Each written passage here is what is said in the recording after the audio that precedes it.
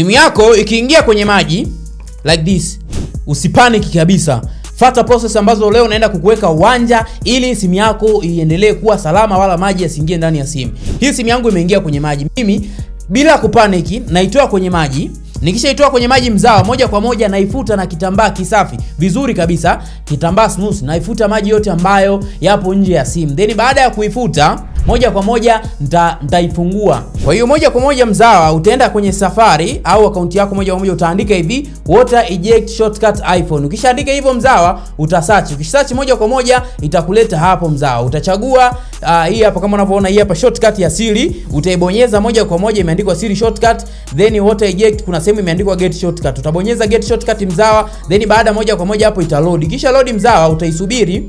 Ukiadd shortcut uta replace. Moja kwa moja shortcut ya water eject itakuwa imeisha kuja. Moja kwa moja wewe utatoka, then utaenda kwa Siri, utamwambia hey Siri, water eject. Nikishamwambia Siri afanye water eject, then nitabonyeza start, ndaweka 3 hapo intensity level. Umeona maji? Umeona maji ambayo hapo kwenye speaker huko yanatoka? Yote ambayo hapo kwenye speaker huko maji yanatoka.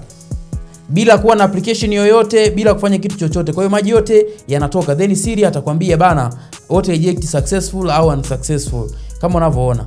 Hizo ndo process ndogo ambazo inatakiwa uzifuate kama simu yako ikianguka kwenye maji, na simu yako itabaki kuwa salama kabisa na hakuna maji yatayoingia ndani ya simu wala kwenye speaker. Zifuate hizi process kirahisi kabisa bila kupaniki. Bana, mimi naitwa Blacks na kuweka uwanja kuhusiana na teknolojia. Hakikisha umefollow page hii ili uendelee kupata maneno kuntu, vitu kuntu kutoka kwetu. Thank you.